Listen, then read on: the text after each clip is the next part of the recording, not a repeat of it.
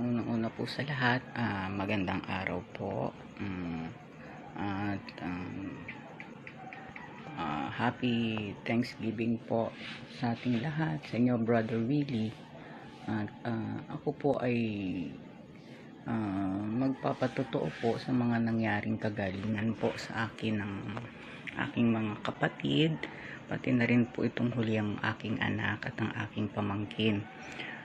Nung una po, dahil po kay Sister Geraldine, muli kaming muli kaming nagkita. Hindi pa kami nagkikita since nung mga 25 years ago, doon lang sa Facebook. At tunay po nung napakabuti ng Panginoon dahil sa tagal po nang wala kaming communication, marami pong naiturong magagandang bagay po sa akin si Geraldine, lalong-lalo na po yung mapalapit sa Panginoon. Naiiyak na ako, Brother Will. Yung una, in-invite niya ako ito nga po sa Bible program niyo.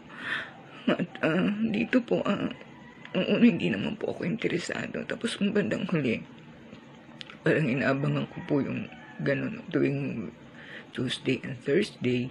Yun, sinabi ni Sister Geraldine na pwede daw po ako mag-request, mga ganun. So, yun po, ang unang ko pong yung elephantiasis po ng aking kapatid na si Jocelyn Gubat. Pagkatapos po ay yung kapatid ko namang bunso na si Joy na inanong po ng bukol sa liig na way back 2019 po ay dapat pa-operahan na yun. Pero parang natakot po yung kapatid ko, and then since itong ang 2020 nang nagkaroon kami ng communication ni Geraldine, yun, ni Sister Geraldine, parang nag-umpisa na po.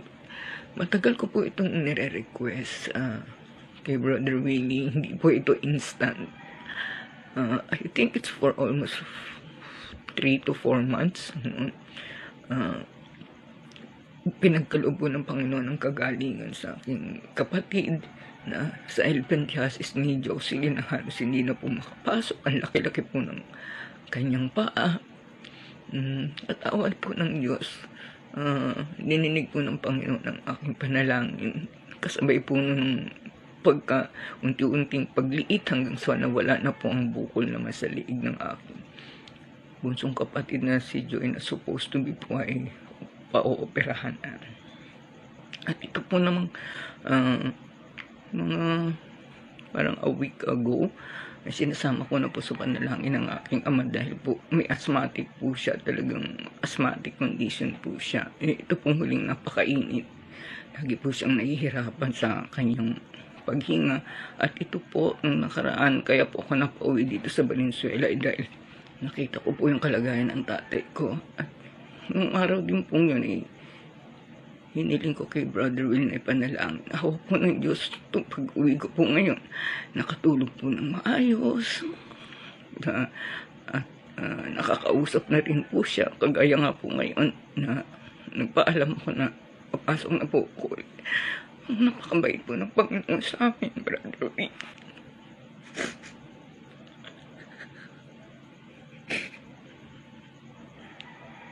Sorry po. Ngayon nagpapasalamat po ako ng marami sa Panginoon natin na tunay pong napakabuti niya.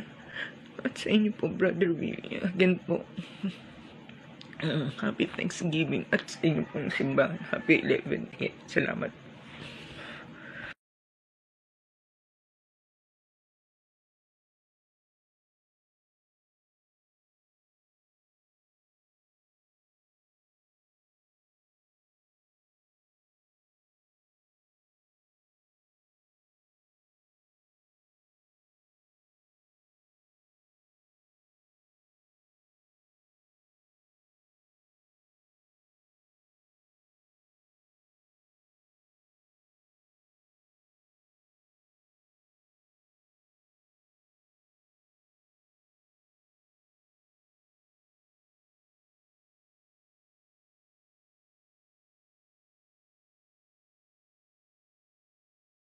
Magandang gabi po sa lahat ng ating mga ka-Bible study dito po sa ating programa, Ang Mabuting Daan Worldwide Bible Study.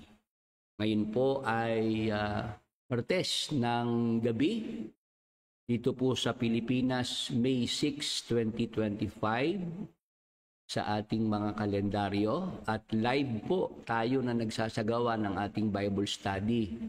Mula po rito sa lungsod ng Baliwag sa lalawigan ng Bulacan.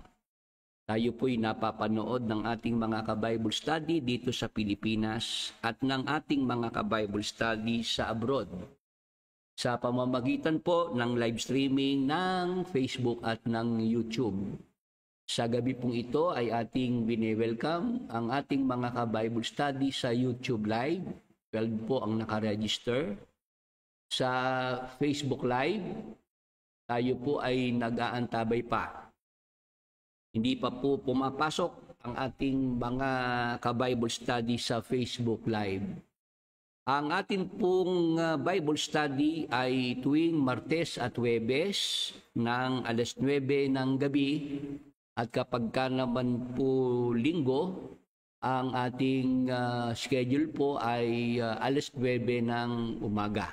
Yan po ang ating mga regular schedules ng ating Bible study ng ating programa sa Facebook at YouTube, Ang Mabuting Daan Worldwide Bible Study.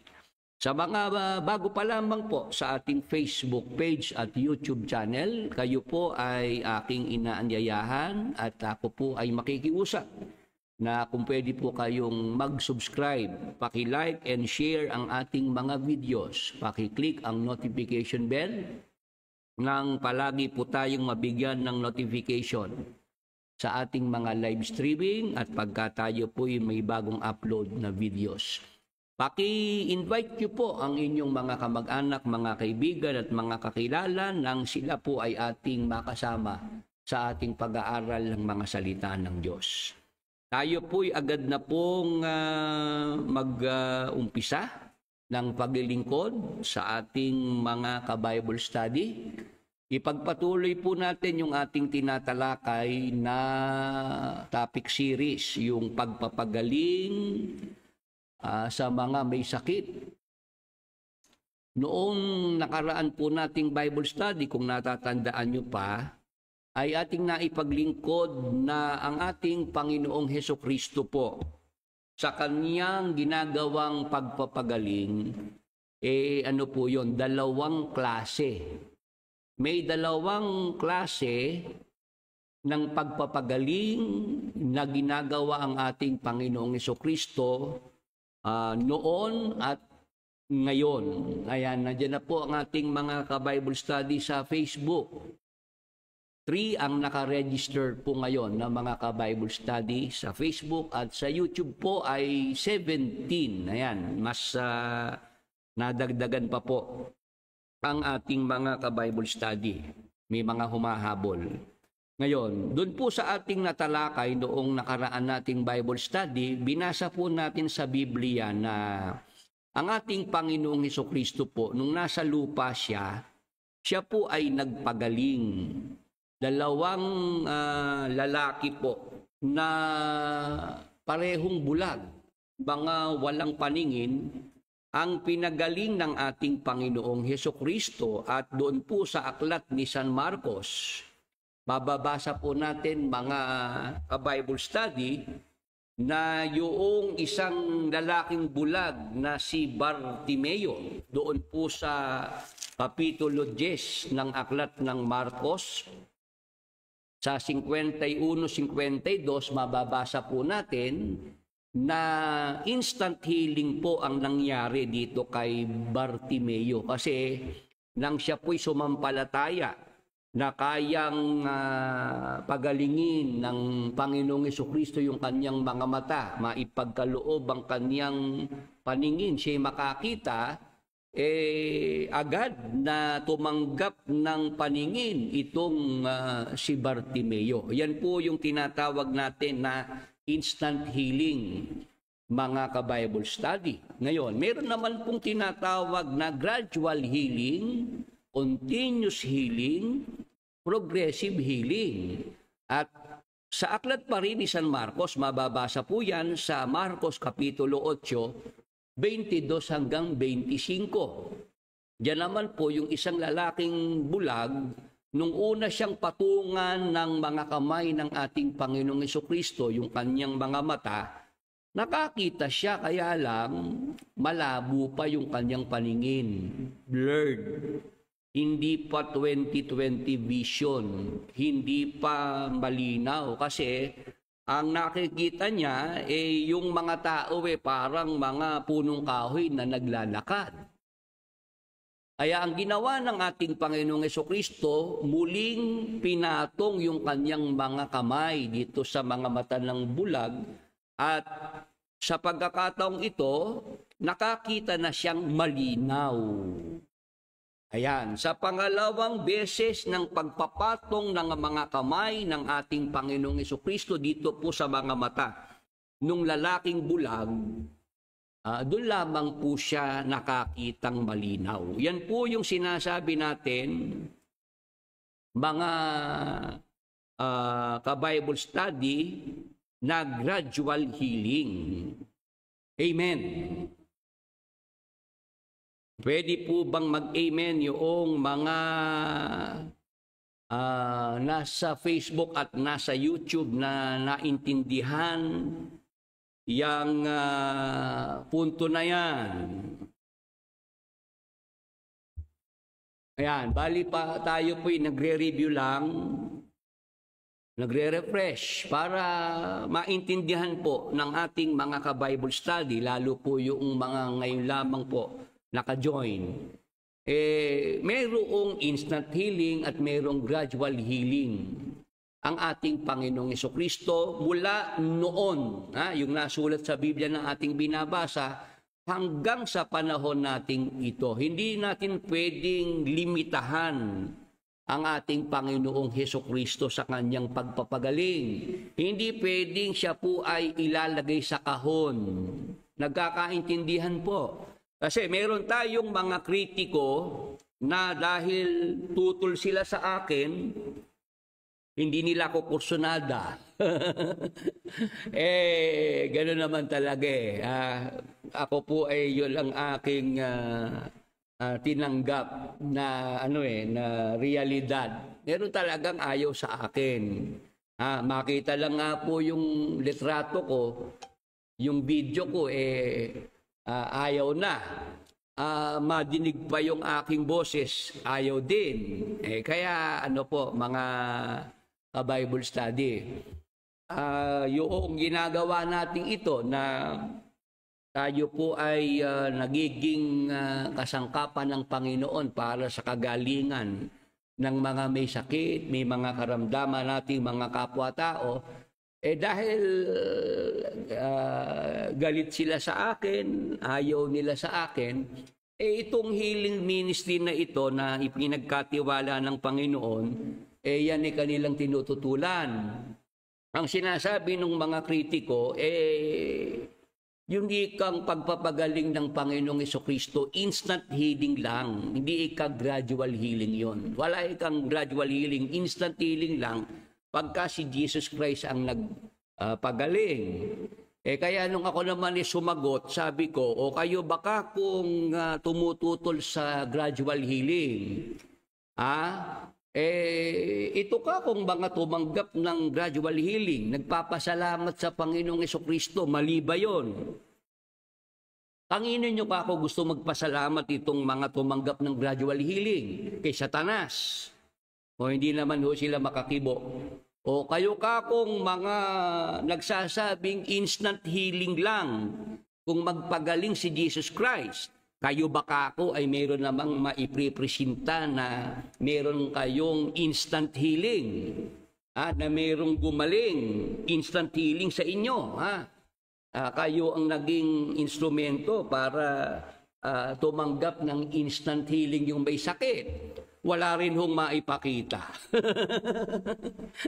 Yun ho, mga ka-Bible study, yung dyan yun ang napatunayan ko. Tutol sila ng tutol sa akin na wala daw gradual healing na pagpapagaling ang Panginoong Jesucristo. Instant healing lang. Nung hanapan ko naman sila noong sinasabi nilang instant healing, wala naman silang maipakita. Kaya baka ako'y mayroon man lang video testimony na maipipresenta na sa pamamagitan ninyo ng inyong programa, gumaling ng instant healing yung may sakit. Wala silang maipakita sa akin. Tapos yung kakong mga nagpapasalamat sa Panginoong Jesucristo na tumanggap ng gradual healing, mali ba yung pagpapasalamat nila kay Jesus Christ? Kaginin nyo ka kung gusto magpasalamat itong mga tumanggap ng gradual healing kay Satanas, lalo silang hindi nakakibo. Kaya dito po sa ating Bible study, mga kapatid, mga ka-Bible study sa Facebook at YouTube, yung pagpapagaling ng ating Panginoong Jesucristo mula noon hanggang sa panahon nating ito, dalawang klase po yan, instant healing or gradual healing. Ngayon, sa ating mga ka-Bible study na nanonood at nakikinig, kung meron po kayong mga sakit at mga karamdaman, kung hindi man po kayo ang inyong mga mahal sa buhay, mga kaibigan at mga kakilala, meron po akong ituturo sa inyo na mga dapat gawin ng isang may sakit, ng isang may karamdaman upang siya ay gumaling. Interesado po ba ang mga nasa Facebook at nasa YouTube na ating mga ka-Bible study? Ang Diyos ang Panginoong Hesukristo, ang Holy Spirit, hanggang sa panahon natin ito'y nagpapagaling ng mga sakit at mga karamdaman. Ngayon, tayo pong mga may katawan, mayroong sakit, may karamdaman, ang ating mga mahal sa buhay, kamag-anak, mga kaibigan, may sakit, may karamdaman, ituturo po sa atin ang mga dapat nating gawin upang tayo po ay tumanggap ng kagalingan ayon po sa mga nakasulat na mga salita ng Diyos sa Biblia. Gusto niyo po bang matutunan, malaman yung mga dapat nating gawin? Ito yung sa parte natin, mga ka-Bible study. Ito ang mga dapat nating magawa para yung kagalingan na ipinagkakaloob ng Diyos ay matanggap po natin. Kung meron tayong mga sakit, mga karamdaman, tayo po ay tumanggap ng kagalingan. Amen. Maliwanag po ba yan? 19 sa YouTube Live ang ating mga ka-Bible study. Sa Facebook Live, 7 ang ating mga ka-Bible study. Salamat po sa mga nadadagdag pa. Umpisahan ko na po ang mga dapat gawin ng mga may sakit, ng may mga karamdaman upang tumanggap ng kagalingan, upang gumaling. Gradual healing or instant healing, ito po ang dapat nating magawa. Basa sa Kawikaan 17:22, ito po ang nakasulat, mga ka-Bible study. Ang masayang puso ay mabuting kagamutan. Ano po ang dapat nating magawa, mga ka-Bible study, upang tayo po ay gumaling sa ating mga sakit at mga karamdaman? Sabi po sa talatang binasa natin, ang masayang puso ay mabuting kagamutan.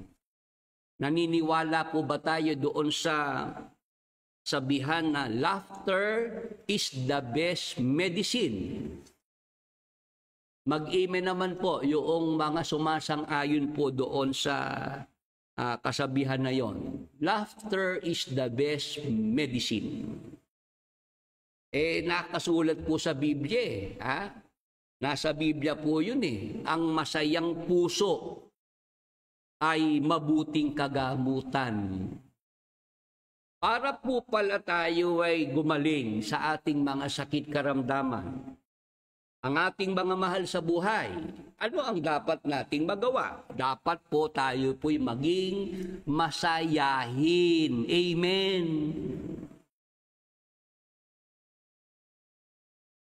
Mag-amen naman po yung mga nasa Facebook, nasa YouTube, na naunawaan po yan. Meron pong libreng gamot. Hindi mo ito bibilhin. Hindi ka rito gagastos. Ano po yon? Yung tayo po ay maging masayahin. Yung tayo po ay ang ating pakiramdam, tayo po'y masaya. Amen. Ang masayang puso ay mabuting kagamutan. Kaya ako, hinihikayat ko po ang ating mga ka-Bible study. May mga sakit, may mga karamdaman. Sikapin po natin, pilitin po natin na kahit may sakit tayo, may karamdaman tayo, tayo po ay maging masaya pa rin. Ang nararamdaman pa rin natin, tayo po ay masaya. Amen. Paano ka magiging masaya? Nandyan ang iyong pamilya, nakasuporta sa'yo, nakaalalay sa'yo, inaalagaan ka, dapat maging masaya ka. Tama po ba?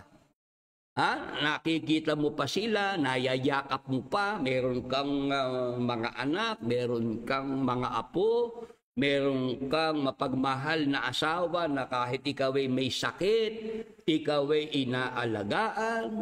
Tama po ba sa ating mga ka-Bible study sa Facebook at YouTube? Yun ang dapat nating magawa, na tayo po ay maging masaya. Kaya ako, yun ang aking pinapayo sa mga kapatid dito, mga inaakay natin, at yung mga nakikinig sa ating pangangaral, o may sakit kayo, may mga karamdaman kayo, dapat alam nyo pa rin pong maging masaya. Kaya nyo pa rin tumawa. Amen. Kasi pag ang tao po ay malungkutin na, na po yan, ayaw na po niyang lumabas ng bahay, ayaw na pong makipag-usap. Lagi na lang po sa kanyang kwarto, nag-iisa. Pag ang tao po ay, ang nararamdaman ay kalungkutan, yun nga ho yung mga, lalo pong lumalala ang kanilang mga sakit at lalo pong nadadali ang kanilang buhay. Tingnan niyo po yung nangyari noong nakaraang pandemya ng COVID-19.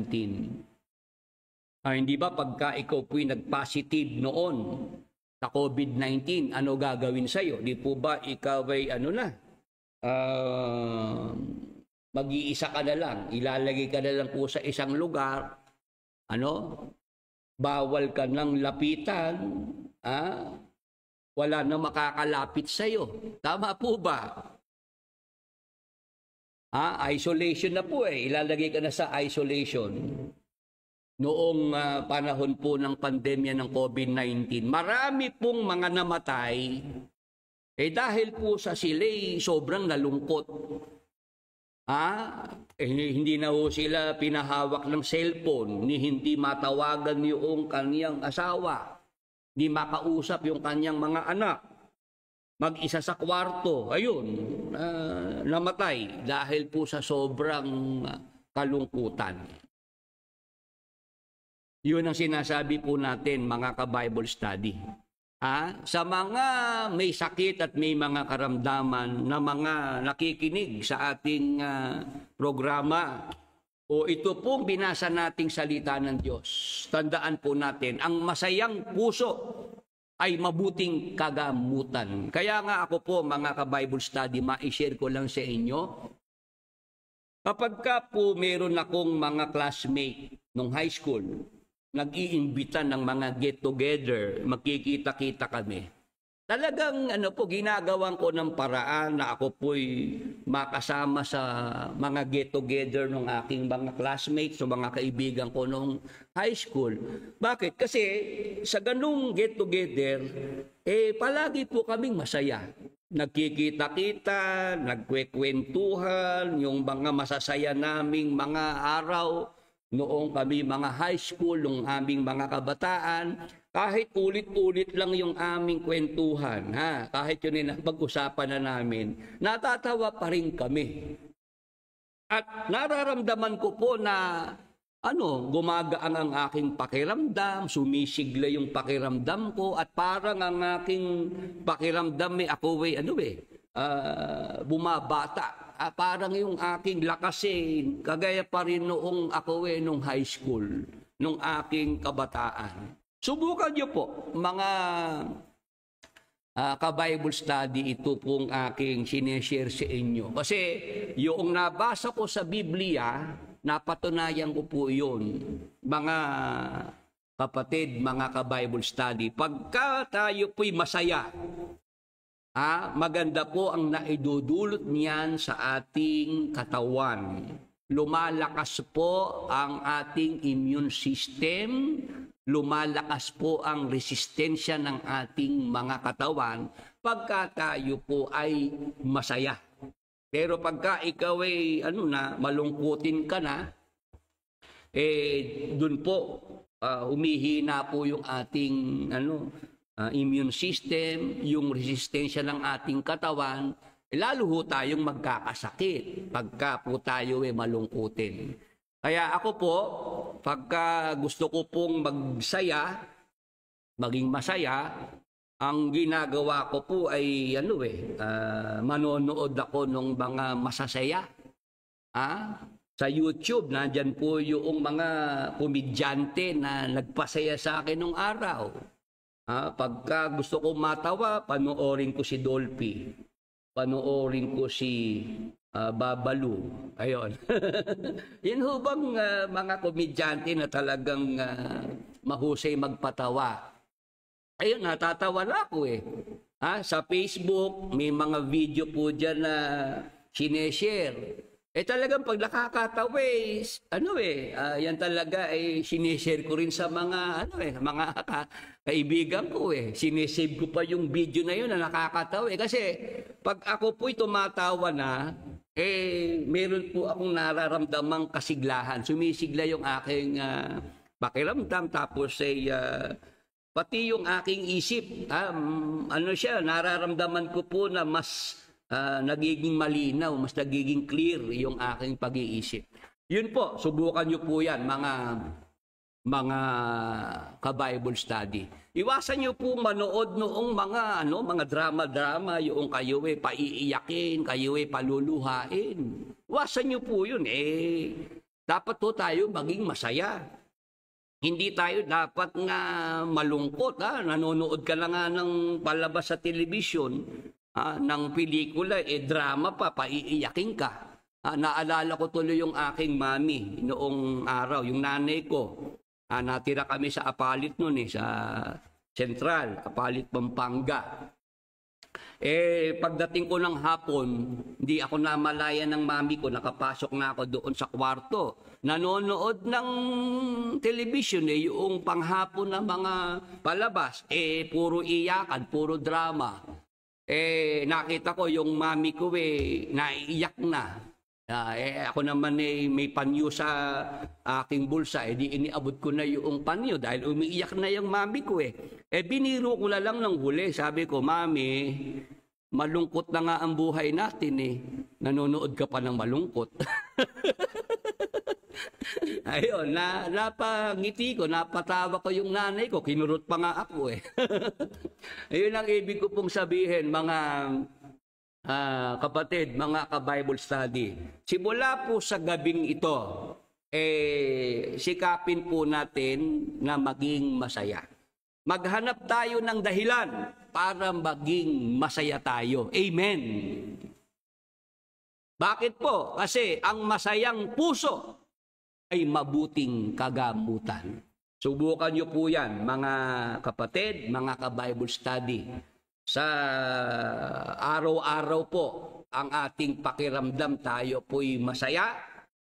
Makikita nyo po, sisigla ang ating mga pakiramdam. Tayo po ay lalakas at magtutuloy-tuloy po yung ating paggaling. Okay po? Sige po, hanggang dyan po muna. At bigyan na po natin ng pagkakataon ang inyong mga prayer requests. Sige po, pakibigay po ang pangalan ng tao na may sakit at kung ano po sakit karamdaman noong tao. Ipag-pray po natin, ito pong si Delwin Balcos na meron pong colon cancer para po sa kanyang tuloy-tuloy na kagalingan. Sige po, sa pangalan ni Jesus at sa dugo ni Jesus. Colon cancer, inuutosang umalis at mawala sa buong katawan ni Delwin Balcos. Sa pangalan ni Jesus at sa dugo ni Jesus, pinapatay ang lahat ng cancer cells. Sa buong katawan ni Delwin Balcos, sa dugo ni Jesus, ipagkaloob ang kagalingan, kasiglahan at kalakasan sa buong katawan ni Delwin Balcos. Be healed and be restored in Jesus' mighty name. Thank you, Lord Jesus Christ. Amen. Okay po, yung si Judith Teus Ribo na may blood cancer, pag-pray din po natin siya.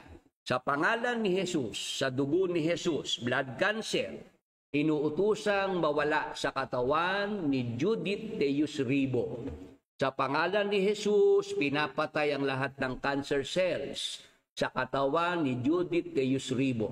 Sa dugo ni Jesus, kagalingan, kasiglahan at kalakasan ay ipagkaloob sa buong katawan ni Judith Teus Ribo. Be healed and be restored in Jesus' mighty name.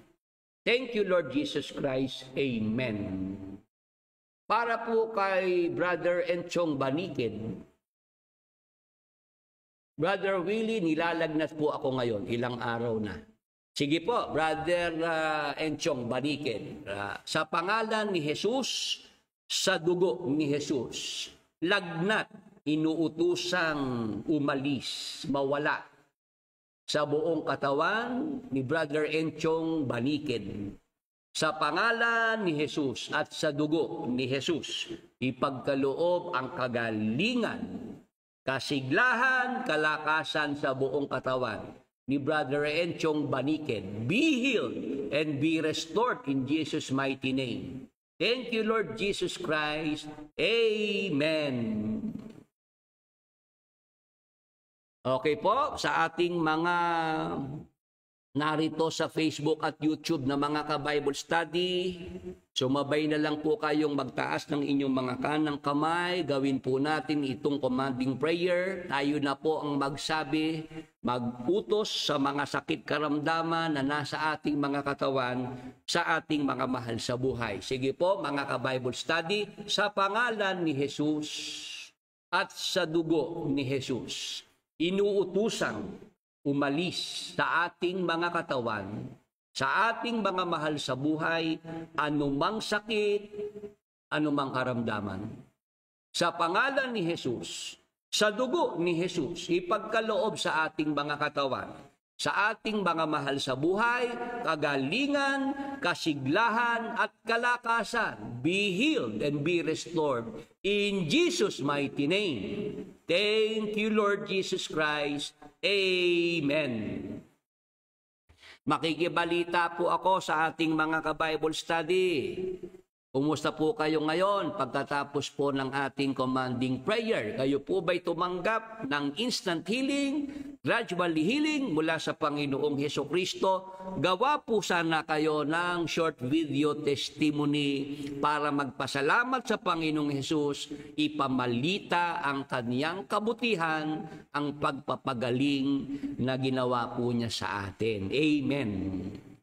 Salamat po sa ating mga ka-Bible study at tayo po'y magbe-break saglit sa pamamagitan ng isang short video para po doon sa ating susunod na segment, Talakayan at Kwentuhan with Brother Willie Santiago.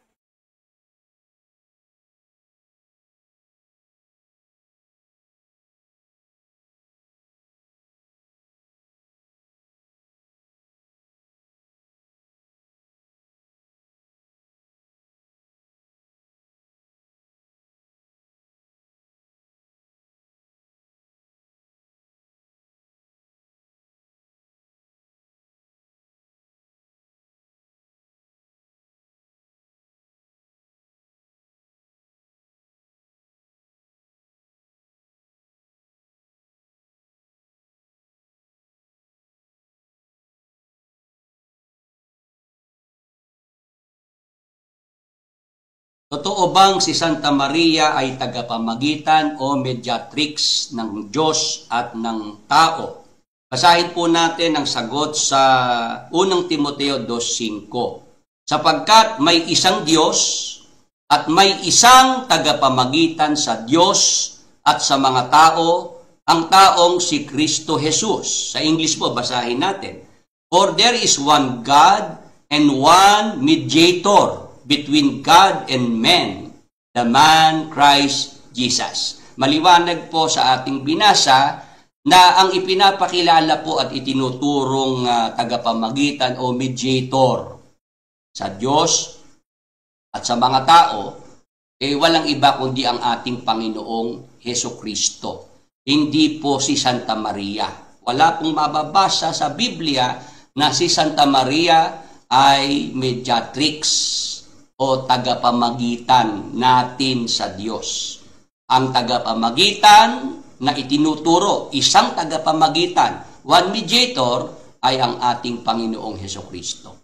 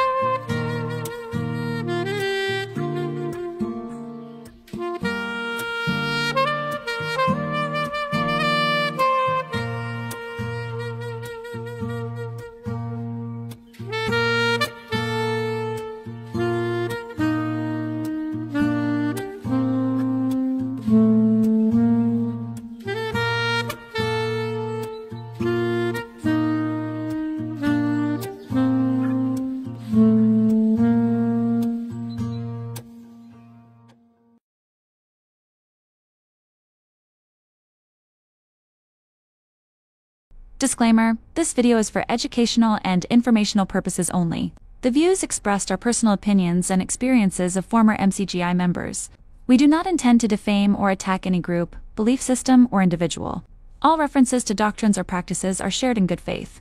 We respect everyone's right to believe and encourage viewers to think critically and do their own research.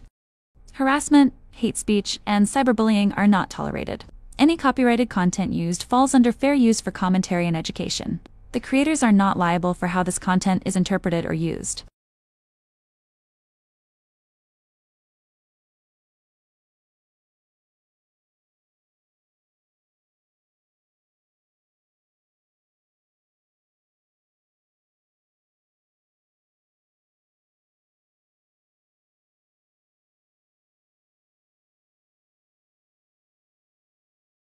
Magandang gabi po muli sa lahat ng ating mga ka-Bible study. Sa Facebook at YouTube, tayo po ay nandito na sa ating segment na Talakayan at Kwentuhan with Brother Willie Santiago. At sa pagkakataon pong ito, muli po nating makasama ngayong gabi si Brother Edwin Santiago. Brother Edwin, ikaw ay bumati na? Magandang gabi po sa lahat ng ating mga suking taga-subaybay ng Talakayan at Kwentuhan with Brother Willie. Salamat po sa Panginoong Diyos sa mabuting pagkakataon na ngayong gabi. Tayo po ay muling magkakakwentuhan at magkakaroon ng talakayan. Magandang gabi sa iyo, Brother Willie.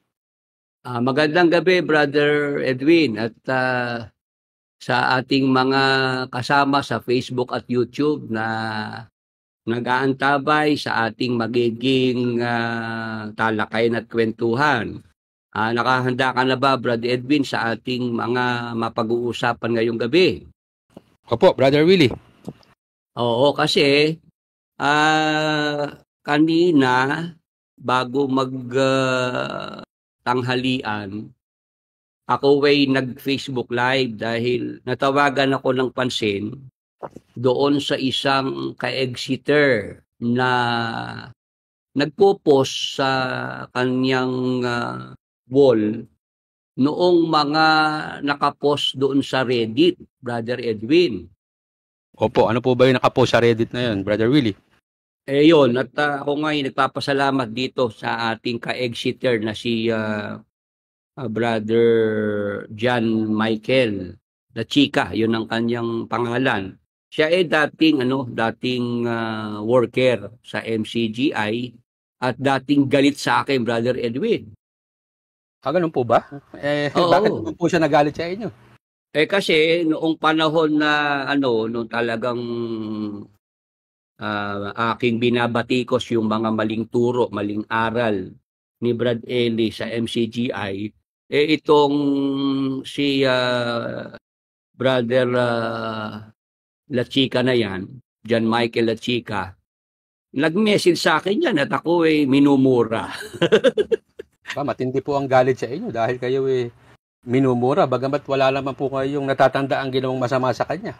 Oo. At yun nga, minumura niya ako. Hindi ko naman pinatulan. At ito nga, noong muli kaming magkaroon ng pagkakataon, nung ako kasi makapag-guest sa Broccoli TV, napakinggan na ng mga closet at Exeters yung akin namang kwento, Brother Edwin, ha? Kasi Opo. dati kasi ang alam nila yung kwento lang doon sa side noong mga leader sa MCGI, yung mga nagsalita laban sa akin. Isa rito si Brother John Michael La Chica ang napaniwala noong mga nadinig na kwento, kaya siya galit siya sa akin. Bagamat wala ngang pagkakataon na kami nagkasalubong man lang nung araw sa apalit, doon sa pasalamatan, sa aralan ng mga manggagawa. Yun, noong ako'y mapakinggan niya kay Broccoli TV, yun, nagkaroon kami ng message at yun nga, humihingi siya sa akin ng sorry, ng patawad sa mga nasabi niyang masama laban sa akin. Sabi ko naman, apology accepted.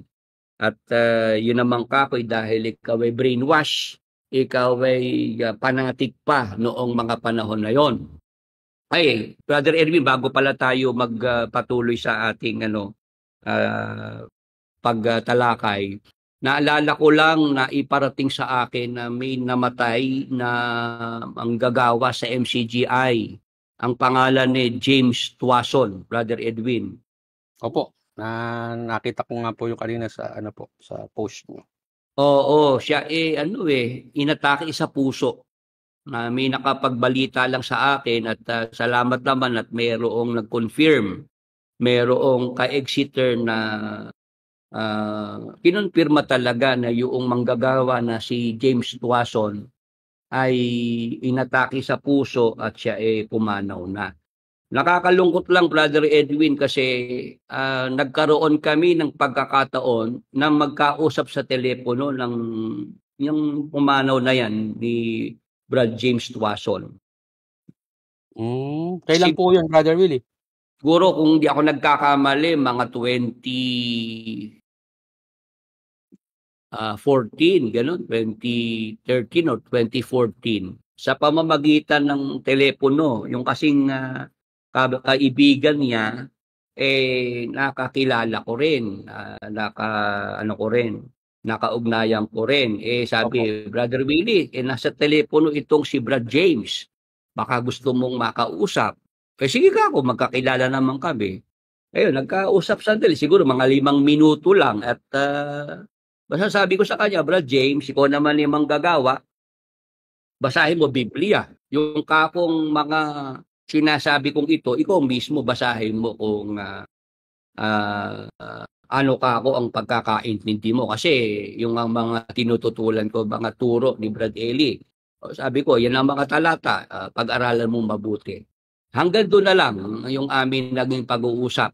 Yun ng mga 2013, 2014 sa pamamagitan ng telepono. Pagkatapos noon wala na kaming naging pag-uusap. At ito ngang 2025, kanginang umaga, yun. Nung ako'y mag-live, pagkatapos ng live ko, meron lang nag-message na pumanaw na nga si Brother James Tuason. Ipinaparating natin ang ating pakikiramay sa naulilang pamilya ni Brother James Tuason. Kasi siya pala, Brad Edwin, nagkaasawa at mayroong isang anak. Opo. Oo, kasi nung ako umalis sa MCGI noong 2009, binata pa si Brother James Parang familiar nga po sa akin, Brother Willie, yung mukha. Oo, yan, kaya naman yan kakilala ko, bagamat yan ay worker sa Metro Manila. Kasi pagkaaralan ng mga manggagawa, lalo't break time, madalas lumapit sa akin nung araw yan sa Apalit, sa Opo. aralan ng mga manggagawa at nagtatanong sa akin. Ganun po ba? Oo, yan. Yang si Brother James Tuason. Kaya siya natatandaan ko. At yun nga, nakaramdam din na ako ng lungkot noong malaman kong siya pumanaw na 55 years old. 55 anyos lang. Matanda lang po pala sa inyo ng ilang taon, ano, Brother Willie? Oo, at yun nga, atake sa puso ang naging sanhi ng kanyang kamatayan.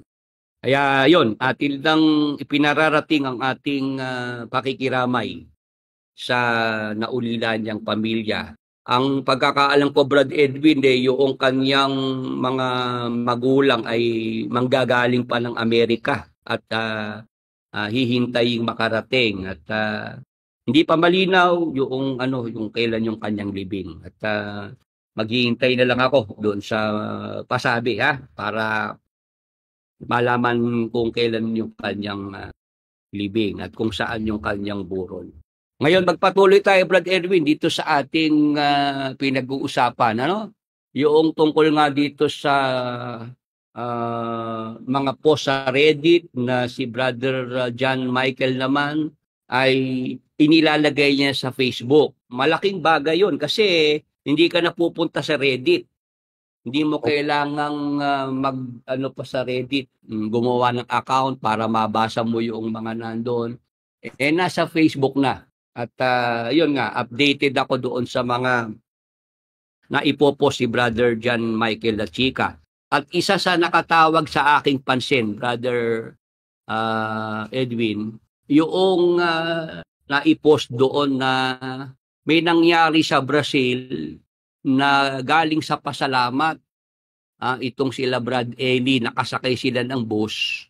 Brad Edwin, ang nangyari sa kwento mayroong mga pulis, Brazilian police, hinarang yung mga bus na galing sa pasalamat, umakyat sa bus at sinamsam yung mga offering sa pasalamat, yung mga abuloy, pati yung mga birthday gifts kay Brother Eli. Brad Edwin, Ganun po ano ba masasabi ang, mo ron? Parang parang mahirap paniwalaan, Brother Willie. Una kasi, hindi naman nila ibinabalita. Oo. Wala naman silang binabanggit sa kapatiran na gano'n na nangyari. Oo. Ang nangyari nga, Brad Edwin, yun ngang sinabi mo na hindi nila binalita yan sa TV. Di ba may TV station sila rito sa Pilipinas? Opo. Tapos sa Brazil ay may TV station din, di ba? Opo. Bakit wala kang pagbabalita na ginawa itong mga nagsasabing sila ay galing sa pasalamat at pauwi na, may mga pulis na Brazilian na hinarang yung mga bus at umakyat sa bus at kinuha yung mga offerings, yung mga abuloy sa pasalamat, pati yung mga regalo kay Brad Eli. Talaga sinimot. Kaya ang nangyari, nung magsalita si Brad Eli, yung mga kasama niya, ang sinabi sa mga kapatid, magtulong-tulong po ulit tayo kasi ganun nga po ang nangyari. Hinold up po kami dito sa Brazil pagkatapos ng pasalamat. Ayun, Brother Edwin, para kay Brad John Michael, ang tingin niya, hulid up, Brad Edwin, hulid up. Ganun nga po, Brother Willie. Ganun din po ang aking pag-a-analyze doon base po doon sa inyong kwento. Parang ano yan, Brother Willie, parang yung laro ba na moro-moro. Oo. Paano Yun. yung moro-moro, Brad Edwin? Paano? Hahabulin mo yung kalaban mo para mataya ka ngayon. Hahabulin ka rin ng kakampi niya para mataya ka. Ganun lang. Moro-moro. Walang katapusang tikbuhan yung Brother Willie. Oo nga, naalala ko nung bata ako. Nialaro kanya yung moro-moro na yan. Yun. Si Brother John Michael, yun ang kanyang laging obserbasyon at konklusyon. Yung hulid up. Kasi, lalo nga't na-discover din niya yung Area 52. Kaya daw si Brad John Michael at Chika talagang nag-exit noong mapatunayan niya na ang Area 52, yung nightclub, pagmamayari ni Brad Edwin. Talagang dapat na siyang umalis dahil siya talaga may-ari dun. Oo, napatunayan niya si Brad Eli ang nagpatayo noong nightclub na Area 52 kung saan ay nagbebenta sila ng alak na nakalalasing, Brother Edwin. Kaya sabi ni Brother John Michael, yung nangyari na yon sa Brazil na galing pasalamat, mga pulis hinarang sila, sa kanyang analysis, yun hulid up. Kumbaga, palabas lang yon para magkaroon ng dahilan para makapanghingi pa itong si Brad Eli sa mga kapatid. Kumbaga, palitawin niya na wala yung pera, kailangan mapalitan, Brother Edwin. Yung pala meron lang pinagkakaabalahan na ginagastusan na nightclub, pinapatay yung nightclub, yung Area 52 sa Brazil, Brother Edwin. Baka nung panahon na yung Brother Willie, yun yung kasagsagan na para mapatapos yung Area 52 sa Brazil. Kaya gumawa sila ng ganong kwento. Oo, at yun nga, Brother Edwin, dahil doon, naalala ko yung isa pang kwento na may mga, dito naman sa Pilipinas, magdadala ng pera sa Brazil, Brother Edwin. Opo, parang naalala ko po yung kwento na. Sige, Brother Willie, pakituloy mo nga. Oo, ang nakarating sa akin, eto na yung mga pera, nakalagay na sa mga bag. At nasa airport na. Ang nangyari, Brad Edwin, nasabat yung mga bag ng pera na harang naman sa airport at nakumpiska noong mga nasa airport, Brad Edwin. Okay. Yung mga perang dala-dala po na dapat idadalhin sa abroad.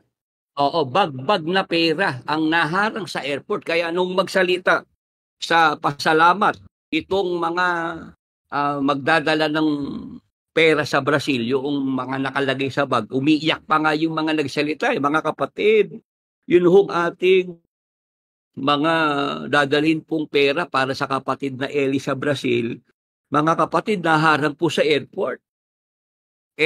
Kailangan po natin magbigayan uli, magtulong-tulong para makapagpadala po tayo sa kapatid na Eli ng pera. Siya po'y hirap na hirap po at gipit na gipit sa Brazil. Umiiyak yung mga nagsasalita, Brother Edwin. Opo. Pagka kasi may umiiyak na, naaawa yung mga miyembro. Uli sila, nagbigay uli sila talagang para makapagpadala ng pera sa Brazil kay Brother Eli.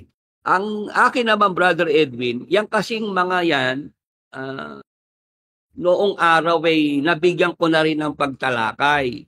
Nakobentuhan ko na rin yung Brad Edwin, kaya lang ang malungkot, yung aking mga videos sa YouTube na nai-upload noon, naipatanggal. Naipabura, Brad Edwin. Opo, yun lang po ang masaklap na nangyari. Yung mga videos nyo, pinabura nila.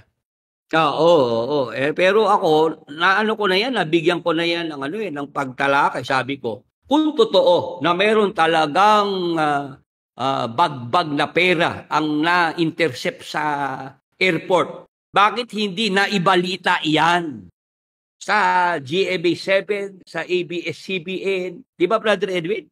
Opo, dapat naka-media na i-report sa TV, sa radyo, Oo. sa newspaper, Brother Willie. Kasi bagbag na pera, di ba? Naharang sa airport.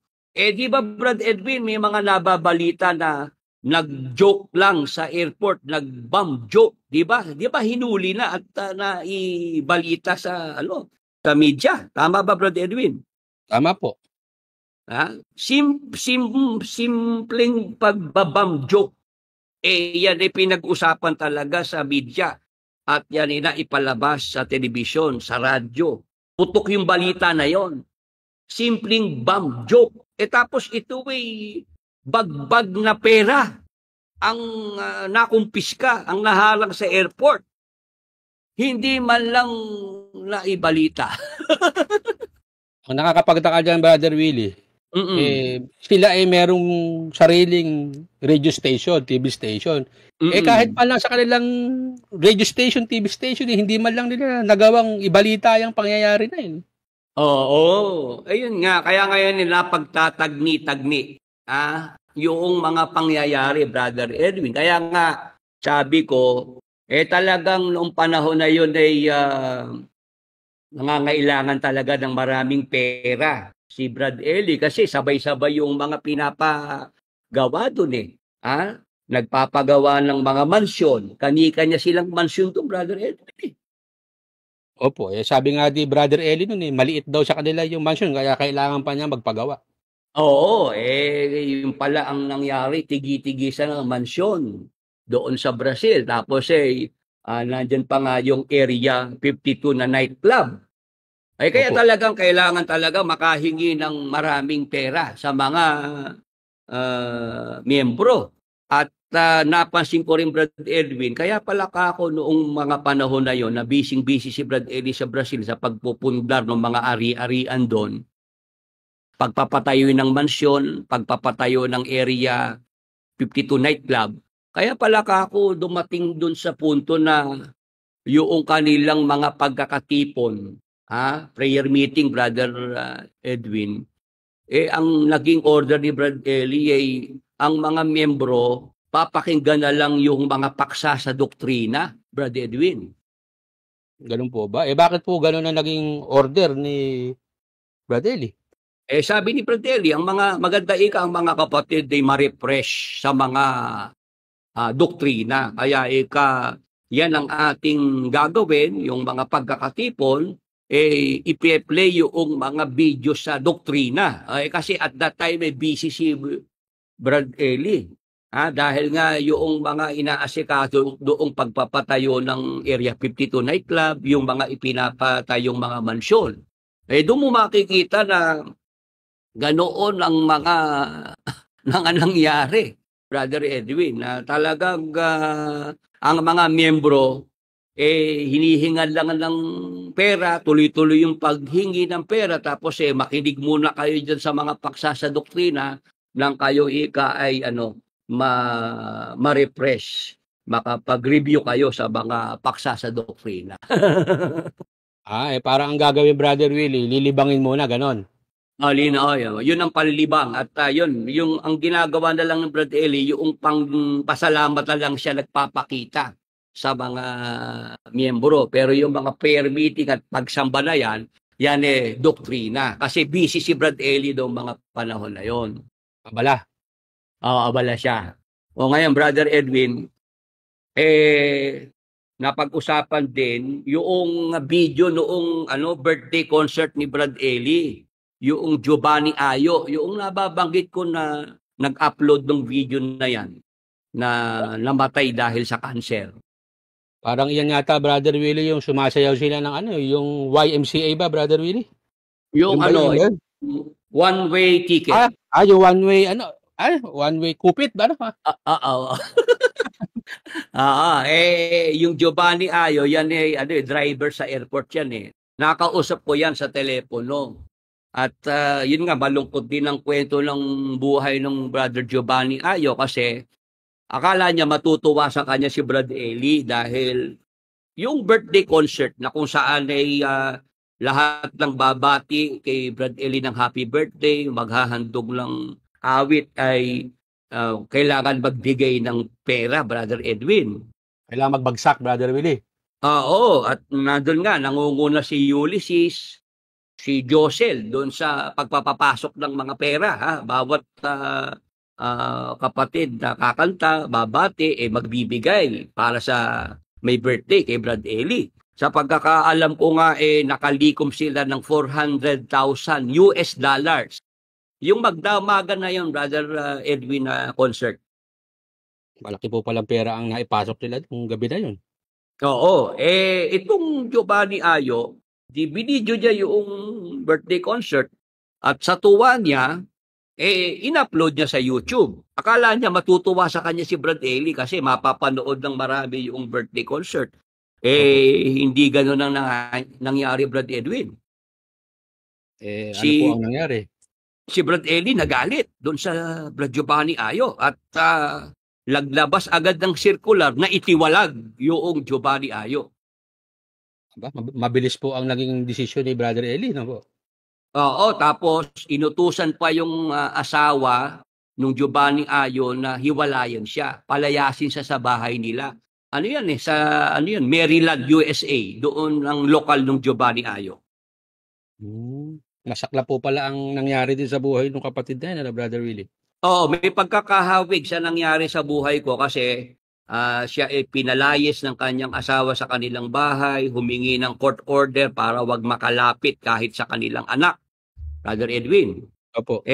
Yun nga, tumatawag sa akin nung araw yan at umiiyak yung Brother Giovanni Ayo dahil siya nasa gasolinahan na lang, sa 7-Eleven na lang siya nagpapark ng kanyang sasakyan at doon siya natutulog kasi hindi na siya pwedeng umuwi sa bahay dahil naghiwalay nga sila ng kanyang asawa dahil nga tiniwalag siya ni Brad Eli dahil doon sa kanyang ginawang pag-upload ng video ng birthday concert sa YouTube.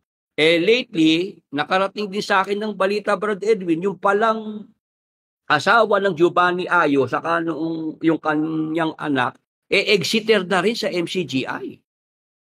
Ganun po ba? Ano naman po kaya ang dahilan? Bakit nag-exit itong asawa at anak ni Giovanni Ayo? Malamang dahil sa kasalukuyang pangangasiwa ni KDR, nakita noong asawa at anak ng Giovanni Ayo na talagang wala sa ayos itong kasalukuyang leader ng MCGI, Brother Edwin. Baka ganun na nga po siguro ang nakita nilang dahilan kaya sila agad-agad umiskierda na, Brother Willie. Oo, yun. Kumbaga nangyari pa yung magkahiwalay silang mag-asawa, at mamatay nga yung Brother Giovanni Ayo sa sakit na cancer na wala sa tabi niya yung kanyang asawa at anak, Brother Edwin. Masakit po talaga yun. Masakit na pangyayari po yan. Lalo na po sa isang lalaki na mahal yung kanyang asawa, mahal yung kanyang pamilya at mga anak.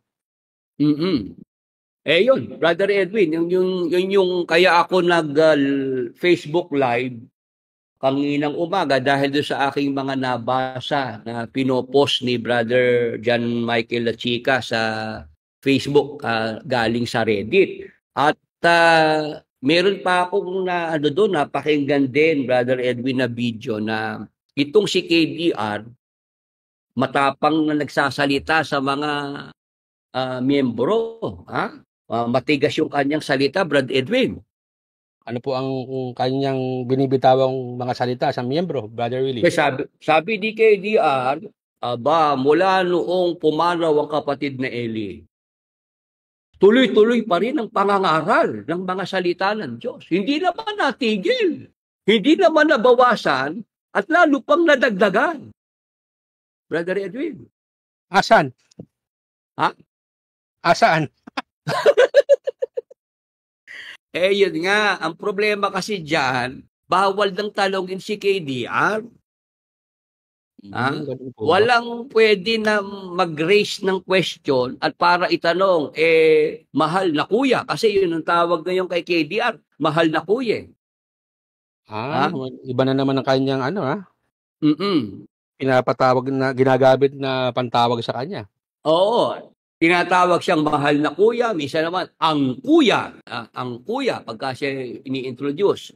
Ang problema, nung siya magsalita na mula daw ng pumanaw si Brad Eli, ay hindi naman daw natigil ang pangangaral ng mga salita ng Diyos, hindi naman daw nabawasan, nadagdagan pa raw. Ang tanong nga, Brother Edwin, kung tuloy-tuloy naman pala pangangaral, bakit walang Bible exposition? Di ba, Brother Edwin? Yun nga po dapat. Yun po dapat kasi isa sa ipagpatuloy ni KDR Mm-mm. yung Bible exposition na kung sabihin niya, kung ipamaralin niya Brad Willie, siya ang may konsepto nun, siya ang director nun. Oo. Diba? Siya ang nagpasimula, siya ang may idea ng Bible exposition, yung itanong mo kay Soriano, siya ang nakaisip nun. Bakit ngayon wala na si Brother Eli? Ayaw niyang mag-Bible exposition, ayaw niyang magpatanong. Ano yun? Yun nga, Brother Edwin, ang katanungan sa maraming mga nandyan sa MCGI, yung mga closet, at yung mga exiter na rin. Bakit kung sinasabi ni KDR na nagtutuloy-tuloy pa rin ang pangangaral ng mga salita ng Diyos kahit na pumanaw na si Brad Eli, bakit nga ang kapansin-pansin, unang-unang nalusaw, na-dissolve, yung Bible exposition, Brother Edwin. Tapos, at ang hinahanap-hanap nga ng mga tao, yung pwedeng magtanong, pwedeng matanong itong nangangaral, di ba? Opo. Kasi ganun lang nakita kay Brad Eli nung siya nabubuhay Yung Bible exposition kasi, Brad Edwin, yan pangangaral sa labas. Para sa mga non-members yung Bible exposition, di ba? Opo, sa mga hindi pa po kaanib. Oo, pati yung programa sa radyo, television, para yan sa mga hindi kaanib. Ang nangyari, yan nga ang unang-unang nawala. Nawala yung Bible exposition, nawala yung question and answer na pwedeng makapagtanong yung mga hindi naman miyembro sa MCGI. Pero pinagdidiinan ni KDR na tuloy-tuloy daw ang pangangaral ng mga salita ng Diyos. Wala naman daw nawala, wala naman daw nabawas, nadagdagan pa raw. Naloko na. Nabanggit mo yan, Brother Willie, nung isang umaga, nagbabrowse ako sa Facebook. Nadaanan ko si Brad Eli. Ang sinasabi niya, kapag yung mangangaral, hindi nangangaral, ayaw magpatanong, nakatago sa aparador, manluloko yun, sabi niya. Yun, Brother Edwin, natatandaan ko rin yan kasi nandun pa ako doon sa mga old videos ni Brad Eli na yun Kaya pag yun napanood ko rin naalala ko yung Bible exposition. Kaya nga lang, yung aking boses doon, yung pagbabasa ko, yun inalis, yun pinalitan na nila Brother Edwin Opo, pinalitan na ng boses ni Kuya. Oo.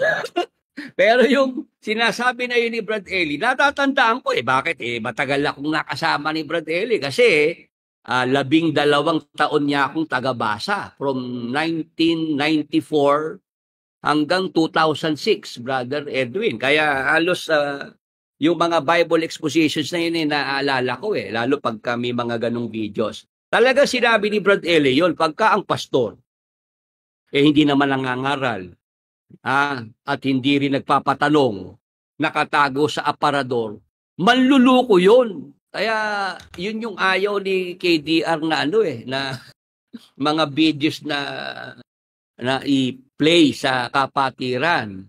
Kasi, tatamaan siya ron sa mga sinasabi ni Brad Eli Opo, sa liigan tama niya doon, Brother Willie. Wala siyang kawala doon. Oo, tama sa liig ni KDR Si KDR, namibili na lang ng mga videos ni Brad Eli na patutugtugin. Ang paborito ni KDR na mga videos na patutugtugin, yung may hula ika kay Brad Daniel, yung nasa Jeremias 30:21. Yan ikay natupad kay Brad Daniel dahil dito sa iglesia ipinanganak. Ayun, yun ang gustong-gusto ni KDR. Yun ang music sa kanyang tainga, yung mga sinasabi ni Brad Eli na yun. Tapos lahat ika ng kalaban, umakalaban kay Brad Daniel, kalaban ko! Sabi ni Brad Eli. Totoo po yun. Yan lang yung mga pinipiling mga videos ni KDR na gusto niyang iparinig sa mga miyembro. Pero mga videos ni Brad Eli na ganun ang pagsasalita na pagka ang pastor hindi mo matanong, manluluko yun. Pagka ang pastor hindi nangangaral, dapat layasan. Ayaw ni KDR yun, Brother Edwin. At mismo yung mga sariling videos ni KDR na siya nagsasalita, na siya matapang, na naghahamon ng debate, diskusyon sa mga pastor. Dahil buhay pa si Brad Eli, ayaw na ni KDR ngayon ng mga ganung video, Brad Edwin. Opo. Ang gusto niya ngayon, Brother Willie, maamong pagsasalita. Yung hindi na lumalaki yung mata niya. Nung umpisa lang siya ganun magsalita na maamo, pero nung lumabas na yung mga videos ni Brad J.R. Badong, Brad Edwin. Opo. Ano nangyari dyan sa maamo na pagsasalita ni KDR? Naging wild po uli, Brother Willie. Lumabas na yung natural ni KDR, Talagang nagpakilala siya na siya kahit hindi naman nagtapos ng dentistry, marunong palang bumunot ng ngipin. Nang walang pampamanhid, Brother Willie. Pampamanhid. Gusto mo apat? Gusto mo dalawa? Kanan yung apat, pagka dalawa, kaliwa. Ayun, Brother Edwin, itong mga ating mga narito sa programa, ano masasabi kaya nung ating mga nakikinig? Kayo ba'y naniniwala daw sa sinabi ni KDR na yun, mga ka-Bible study, na tuloy-tuloy pa rin ang pangangaral dyan sa MCGI? At kahit daw pumanaw na si Brad Eli, hindi naman nahinto, hindi daw natigil. Ano po? Sige po, kung pwede kayong mag-message dyan. Ako kasi ang nakikita ko si KDR hindi na kinikilabutan. Wala nang kilabot na magsinungaling, Brother Edwin. Brother Willie, pangkaraniwan na sa kanya yun. Nasanay na siya sa ganun, Brother Willie. Talagang yung pagsisinungaling, nakasanayan ni KDR. Yung hindi siya maging tapat sa mga miyembro. Sa bagay nga, Brad Edwin, talaga namang yung pagtatapat, di ba may kasabihan, ang pagsasabi ng tapat, pagsasama ng maluwat, di ba? Opo. Sabi ko nga, marami ng beses na nasubukan na itong si KDR, hindi nga marunong magsabi ng tapat. Hindi siya matapat bilang mangangaral, bilang tagapagturo. Kasi nga, di ba, yung nangyari nga na siya 7 taong nakipag-live-in dito sa kanyang kasama sa buhay, hindi naman na siya humingi dyan ng paumanhin, di ba, sa pangyayari, Brad Edwin? Opo. Wala man lang siyang ginawang apology or sa mga kapatid. Si Brad Eli pa ang nagsabi na mga kapatid, meron akong lihim, ipagtatapat ko na po sa inyo, aamin na po ako sa inyo, ikakasal ko na po si kapatid na Daniel. Diba? Si Brad Eli pa ang nagsabi nun di ba?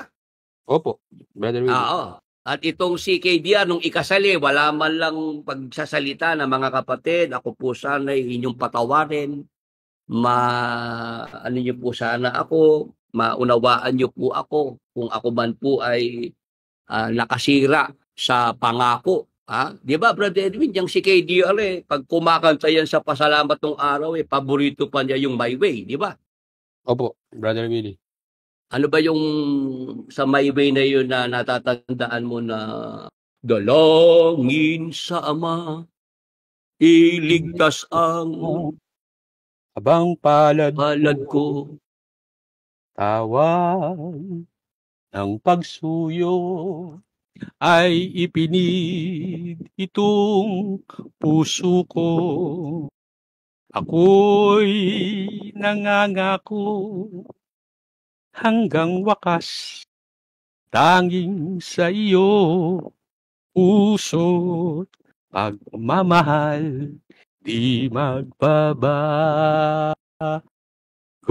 Hindi totoo yun, Ayun. Brother Willie. Ayun, naalala po pala. Di ba yan ang pagka si KDR nung araw na-request na kumanta sa pasalamat, yan ang kanyang madalas awitin, di ba? Oo. Nasira siya doon sa kanyang na yun, pangako na, di ba? Yung kanyang awit na hindi niya na pangatawanan, hindi niya na panindigan, Brad Edwin. Pagka yan, Brother Willie, inaawit ni Kuya ng araw, dumadagunot doon sa pasalamatan, nagpapadyakan yung mga kapatid. Dahil ang akala ng mga kapatid, pit na pit yung kinakanta niya. Doon sa kanyang estado. Oo. Tapos pagka nandiyan na yung panalangin, di ba? Nananalangin na ang mga manggagawa. Sinasabi siya sa panalangin? Talagang humahagulgol yung mga nananalangin. Panginoon, ingatan mo po ang binatang nag-alay ng kanyang kaligayahan upang matulungan ang iyong sugong pag-aaral. Ayan, meron pang parang humihigop na sabaw. Opo, yung sabaw na malapit nang maubos doon sa mangkok. Ayun, yung palang panalangin na yun na ingatan yung binata na nag-alay ng kaligayahan, si KDR yun, matagal na palang nagpapakaligaya. Matagal na pala, Brother Willie, may pinag-aalayan ng kaligayahan. Yun, Brother Edwin, doon natin nasubukan na si KDR, hindi niya kayang magsabi ng totoo. Hindi niya kayang maging matapat sa mga miyembro. Ito na lang nangyaring pagpanaw ni Brad Elie. Hindi ba dapat dahil siya ang pangalawang tagapangasiwa, di ba?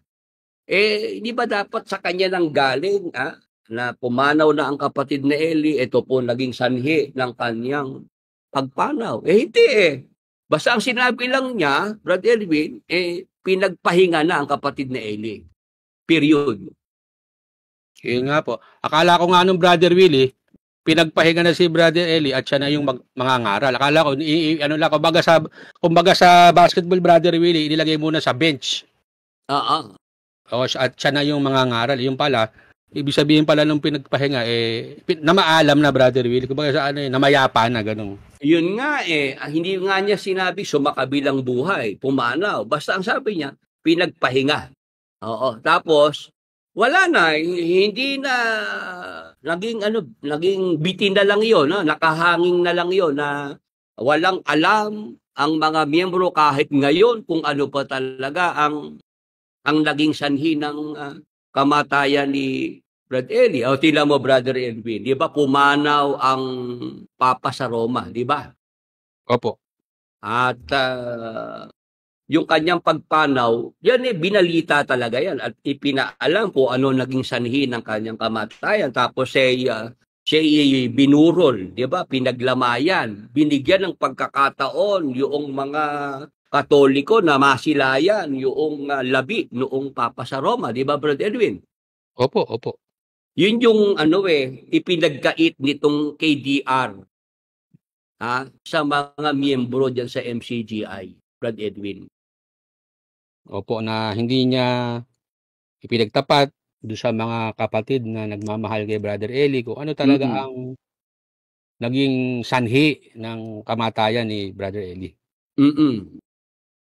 Tapos hindi pa niya pinayagan na yung mga miyembro si Brad Eli masilip man lang Kahit pa nasa Brazil si Brad Eli, pwede naman yung online di ba? Di ba, Brad Edwin, sa St. Peter, di ba may online burol? Opo, meron na pong dahil nga po sa teknolohiya ngayon, kahit nasa abroad yung mga namatayan, hindi na po kailangan umuwi dahil meron pong tinatawag yung St. Peter na e-burol. Alam nyo kasi mga ka-Bible study, si Brother Edwin at ako, po kami sa St. Peter Lifeline. Kami part niyan. Kaya alam namin yung serbisyo na pinagkakaloob ng St. Peter, di ba, Brother Edwin? Opo. Kaya hindi mahirap yung sinasabi natin na kahit si Brad Eli nasa abroad, sa pamamagitan ng online, yung e-burol, pwedeng masilayan, masilip ng mga nasa Pilipinas si Brother Eli sa Brazil. Di ba, Brad Edwin? Tama po. Yun nga pong binubunutan ng puting buhok si Brother Eli na i-video nila. Yung pang burol ni Brother Eli, hindi nila ma-video. Yun nga, alam mo, Brad Edwin, naalala ko, noong nagba-Bible exposition kami ni Brad Eli, alam ko sa Muñoz, doktrina, hinimatay si Brad Eli, hinimatay, nag-collapse pa lang, ha? On todo video na. Opo. Nung ibinababa sa hagdanan ng Prisco si Brad Eli, stretcher, Opo. video, pinalabas pa sa pasalamat yun at nag-iiyakan ng mga kapatid. Sa lumang pasalamatan pa yung Brad Edwin. Opo, opo. Noong hinasakay sa ambulansya hanggang sa ospital na naka-dextrose, naka-oxygen, pinakita yan sa sa kapatiran. Opo. Tapos noong si Brad Eli pumanaw, walang letrato, walang videos, naloko na. Yun nga po. At saka, Brother Willie, ang hindi ko nagustuhang ginawa ni KDR dyan, yung hindi man lang niya pinuntahan yung kanyang uncle doon sa Brazil nung mamatay. Oo, kasi nga, Brad Edwin, nabubuo na yung na may nangyaring misunderstanding na dyan sa magtsuhin na yan. Yun nga rin ang aking hinala na meron lang gap yang magtsuhin. At yan pinagtibay ng mga pahayag ni Brother J.R. Badong. Opo, Brother Willie. Parang sa pagkakaintindi ko dyan, Brother Willie, itong si KDR kumilos ng walang order . Oo, meron lang mga pagkilos sila na hindi na nagustuhan ni Brad Eli. At yun lang nabanggit nga ni Brad J.R. Badong yung tungkol sa lupa do sa Bataan, yung katabing lupa noong naging KD-RAC ngayon, di ba? Opo. Kasi yung lupa sa Bataan, talagang binili ni Brad Eli yung farm para sa malaking kapighatian. Doon aalagaan yung mga alagang hayop, yung mga ostrich, magpapatanim siya ng mga gulay para pagkain ng mga kapatid sa panahon ng malaking kapighatian. Kung nga nagbago na yung turo ni Brad Eli tungkol sa malaking kapighatian at nang siya pumanaw na, ang ginawa ni KDR, kinonvert yung farm para maging camp adventure. Pero bago yan, Brother Edwin, meron palang ginawa itong sila KDR na yung katabing lupa, binili nila na hindi ipinagpaalam kay Brad Eli. Hindi nagustuhan ni Brother Eli yung pagkilos nila na yan, Brother Willie. Ang nagkakaalaman, si KDR, yung kapatid niyang babae at yung kanyang bayaw. Ang nangyari, Brother, initsapwera nila si Brother Eli. Oo, talagang initsapwera. Kaya nung makarating kay Brad Eli yung balita na yon, nagsalita si Brad Eli, buhay na buhay pa ako. Kumikilos na kayo ng ganyan. Lalo na pag wala na ako, sabi ni Brad Eli.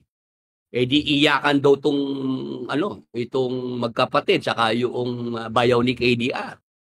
Umiyak sila kay Brad Eli, humihingi sila ng tawad. Kasi nga, nasumbatan sila ni Brad Eli na buhay pa siya, kumikilos na sila ng ganyan.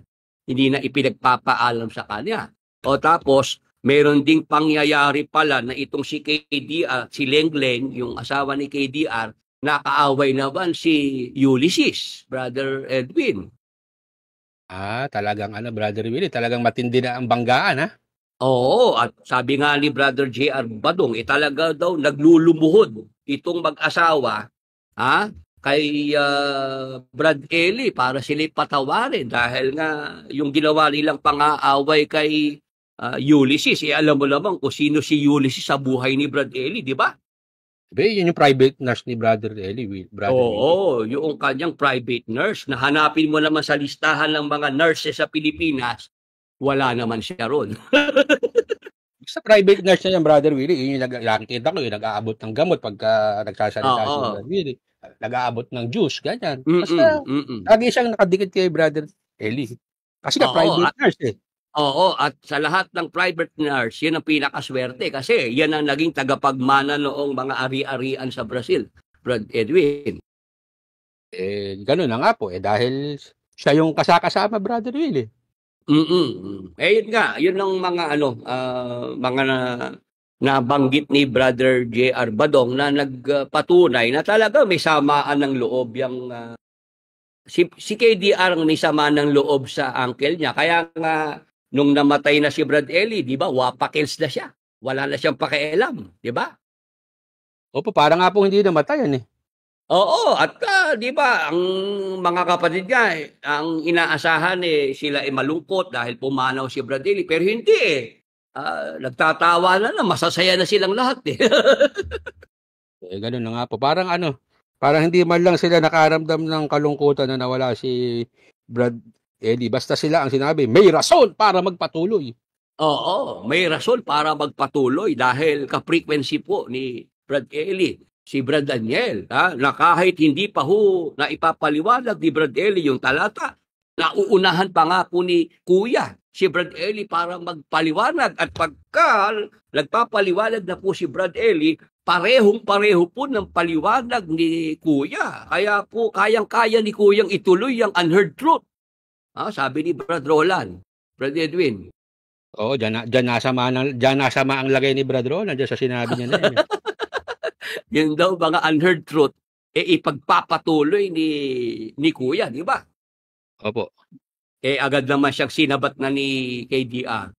Sabi ni KDR, Brad Roland, unheard truth nga paano ko ba itutuloy? Hindi na ituro sa akin ng kapatid ni Eli. Doon lang ako sa heard truth. Naloko na. Hindi daw po siya magkakalkal ng mga hiwaga. Oo, sabi, pasensya ka na, Brad Roland, hindi ako magkakalkal ng hiwaga. Hindi ako magpo-focus sa hiwaga. Tapos meron pang video na talaga sinisita niya si Roland, di ba? Sige, sabihin mo kayo. Ano yung inaasahan mo sa akin, di ba? May ganun no, Brother Edwin. Sabi niya, hindi, sabihin mo na, di ba? Ano yun, di ba?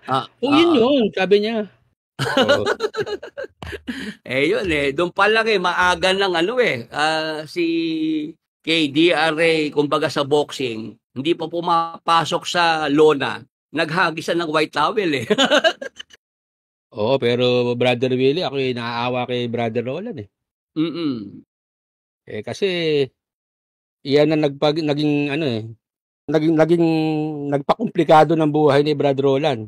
Sinabi niya na yan kay Kuya. Oo, kasi nararamdaman ni KDR napapasubo siya pagka si Roland nagsasalita, di ba? Makokompromiso siya, di ba? Oo, kasi pagka ikaw pinagsalita ko, marami ko ipaliliwanag, sabi ni Palikuyan. Marami ako hahabulin hindi ba, pati nga si Sister Luz naitabi na rin, di ba? Hindi na rin pinagsasalita sa pasalamat, di ba, Brother Edwin? Kasi Brother Willie, kumbaga sa Agos, ito si Brad Roland at saka si Sister Luz, pasalungat sa Agos hindi pa ayon Ako, kabisado ko si Sister Luz kahit nga si Brad Eli minsan sinasabay na rin si Sister Luz Sabi ni Brad Eli, Sister Luz, matuto ka makiramdam. Kasi dire-diretso rin yun si Sister Luz wala rin preno kasi pagsasalita nun At eto pa, Brad Edwin, naalala ko si Sister Luz. Meron nga yung mga sinasabi na yun daw sinabi ni Sister Luz na pagka gumagawa ka ng mabuti at ikaw naman hindi ka naman miyembro sa MCGI, invalid yung mabuting gawa na ginagawa mo, Brad Edwin. Opo, nadinig ko po yun. Ngayon, ang sinasabi, kay Sister Luz lang daw yun na kalita. Yun daw mali. Kumbaga, binibitawan na si Sister Luz ni KDR. Nagkakalaglagan na Brother Willie ngayon yan. Yes. Kasi na sa ere. Oo, iba, naging controversial yung pahayag ni Sister Luz na invalid, kolorum, yung mga gumagawa ng mabuti na wala naman sila sa MCGI, di ba? Tama po.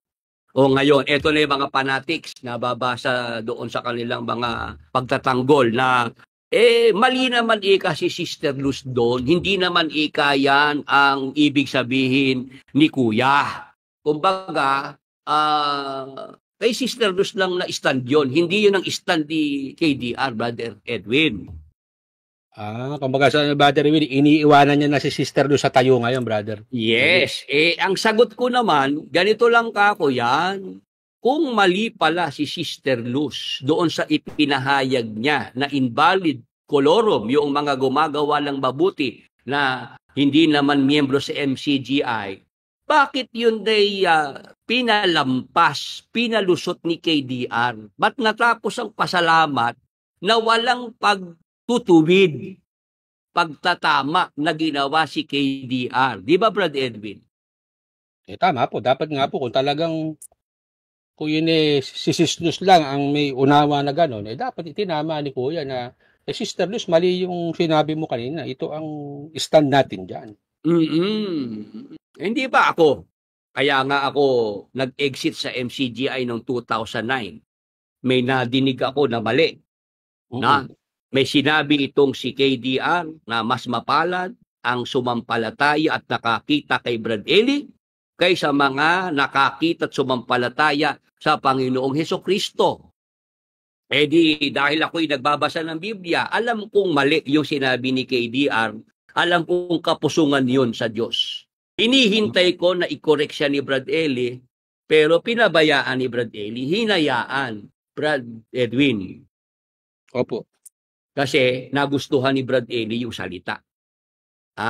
Maganda sa tenga niya yung sinabi, Brother Willie. Yes, kasi siya ay tinataas doon di ba? Yes, siya yung natatanyag doon, Brother Willie. Oo. Tapos napangalawahan pa ni Sister Luz na kahit wala ang Holy Spirit, basta si Brad Eli po ay kasama natin, mauunawaan natin ng Biblia. Sinabi yan ni Sister Luz. Yun nga po. Pasalamat.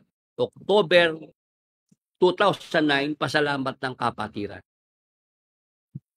Hinihintay ko rin, Brad Edwin, na i-correct ni Brad Eli yung mga sinabi na yan ni KDR, ni Sister Luz. Pero wala siyang ginawa kasi maganda rin sa pakinig ni Brad Eli yun. Maganda sa tenga niya yun. Hinayaan niya. Di ba? Pinalampas lang, Brother Willie. Kaya ako nagpasyang ako mag-exit kasi alam kong yun mali, alam ko yun kapusungan sa Diyos yung mga ganong salita. Ngayon, itong sinasabing ito na kay Sister Luz lang yan at hindi yan ang stand ni KDR, ang tanong ko nga, kung mali pala mga sinasabi ni Sister Luz nung oras na yon, ang dami-dami nyo dyan. Nandiyan si KDR, nandiyan ang kanyang mga KNP. Ba't wala man lang sumita? Wala man lang nagpumuna ng mali yung sinabi ni Sister Luz at hinayaan. Di ba, Brother Edwin? Opo, masyado ng Brother Willie. Masyado ng, alam mo yung simpleng paninira kay Sister Luz ang ginagawa ni Kuya Kaya ako na ba kay Sister Luz, Brother Willie, ganito naman nasasabihin ko kay Kuya. Ano naman yon? Tinanggal mo na akong principal. Tinanggal mo na akong tagabasa. Ngayon dyan sa sinabi kong pagka labas sa MCG ay hindi legit yung gawang mabuti, hindi mo ko sasamahan. Diyan ka na mag-isa mo sa debate mong walang kibuan. Yun naman nasasabihin ko kung ako si Sister Luz. Dapat nga, kung si Sister Luz meron pang nararamdaman na kumbaga delikadesa. Dapat yan ang kanyang gawin. Layasan niya yan. Di ba? Sundin niya yung sinabi ni Brad Eli. Layasan yung pastor na ayaw magpatanong. Layasan yung ayaw mangaral. Di ba, Brad Edwin? Opo, yun talaga basta ang sinabi ni Brother Eli doon, layas pagka meron kayo nakitang mali. Layas, kahit isa. Sama niyo ako. Pag may maling turo, kahit isa lang, layas. Di ba? Ito, Brother Edwin, ang ating dyan. Hinayaan nila si Sister Luz magsalita ng, ngayon sinasabi nila na mali at kay Sister Luz lang yun na stand. Paano na lang, Brad Edwin, yung maraming mga miyembro na dumalo ng pasalamat? Kapalit, yung mga nakinig sa abroad, sa online, at may nangyari sa mga miyembro, namatay na yung iba doon. Nakamatayan nila na meron silang napakinggan na maling tinuro na nanggaling kay Sister Luz. Paano na yung lagay ng mga miyembro na natanggap, napakinggan yung mga sinabi ni Sister Luz na yon, na ngayon ni mali na sa sinasabi ni KDR, kaya yan na sinasabi ng mga fanatics na nagtatanggol. Di may mga mapapahamak na mga miyembro kasi meron silang pinaniwalaan na mali na hindi legit, invalid at kolorum yung mga gawang mabuti na ginagawa labas sa MCGI. Naloko na. Walang iniwan yan, Brother Willie, doon sa tinututulan ni Brother Eli nung araw na sinasabi ng mga ibang iglesia na labas sa kanilang iglesia, lulutong ang gulugod sa impyerno. Oo. Ganun nga, brother. Something like that, di ba? Oo, ganun nga. Kung kinokopya rin nila, no? Kinukuha rin nila yung ganong tinututulan nila nung araw na maling turo na pagka ikaw ay labas sa iglesia, wala kang kaligtasan, di ba? Opo. Ngayon naman, ang version naman nila, pag ikaw ay gumagawa ng mabuti at wala ka naman sa MCGI, kolorum ka. Invalid at hindi legit yung mga gawang mabuti na ginagawa mo. Ang alam ko, Brother Willie, yung quorum na yun, applicable lang doon sa mga namamasadang jeep na hindi nagpaparehisto sa LTO, tricycle, bus. Yung quorum ang tawag doon. Pero quorum. Ka pala gumawa ka na mabuti at ikaw naman pala nasa labas ng MCGI, quorum din ang tawag sa'yo. Sabi ko nga, Brother Edwin, yung nasa gawa, 10:1 hanggang 2, mababasa si Cornelio na hintil, isang senturyon ng mga kawal Romano. Gumagawa ng mabuti, babasahin ko. At may isang lalaki nga sa Cesarea na nagngangalang Cornelio, senturyon ng pulutong na tinatawag na pulutong Italiano. Isang taong masipag sa kabanalan at matatakotin sa Diyos siya at ang buong sangbahayan niya. At naglimos ng marami sa mga tao at laging nananalangin sa Diyos. Itong si Cornelio, Brother Edwin, na isang hintil, ano ginagawa niya? Yung siya naglilimos sa mga tao, laging nananalangin sa Diyos, masipag sa kabanalan, may takot sa Diyos. Ano nangyari?